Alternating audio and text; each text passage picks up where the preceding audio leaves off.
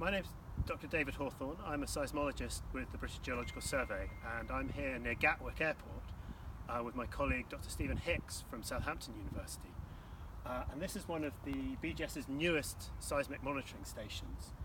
We've been down here this week deploying two new stations within 5 kilometres of each other in the Surrey area. And we've done this in response to a sequence of earthquakes that have occurred within a very small radius. Now, the difficulty for us as an earthquake monitoring organisation is all of these earthquakes have occurred at least 50 kilometres from our nearest station. So we can see that they're happening, but there's a very large uncertainty to exactly where they're occurring, and particularly what depth within the Earth's crust they're occurring at. So by putting two new stations down, we can get a much better locational accuracy for exactly where the earthquakes are occurring, and particularly what depths they're occurring at. And by having that information, we hope to be in a better position to say what might be causing these events.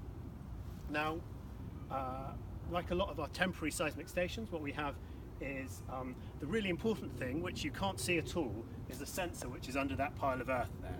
And that's sort of the business end of it all. That is an incredibly sensitive machine for measuring constant movement in the Earth's surface. And then we have a box here which contains our batteries and a data logger for keeping the data in it. And all of the data is constantly streamed back to us at Edinburgh via a 3G signal using that antenna there. And because of in seismology, a single station is of no use to us at all. We're reliant on being able to see an earthquake on at least 3 stations to be able to say it's an earthquake. So we have to have data back with us in Edinburgh within about 3 seconds of it being generated in order to work with it. And then we have a solar panel in order to provide power. So this should be able to, fingers crossed, run entirely autonomously, indefinitely. Although at the moment it depends what happens with the sequence as to how long we can keep this out here.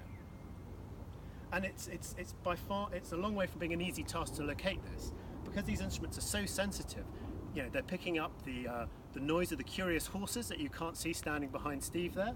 They're picking up the noise of the trees as they're moving in. We've tried to get it as far away from roads and habitation and buildings as we possibly can.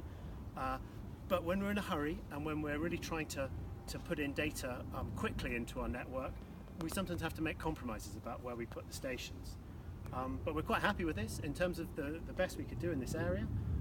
We think we've got it, and the data from this site is going into our servers as we speak and being used by our analysts to potentially detect any earthquakes that occur.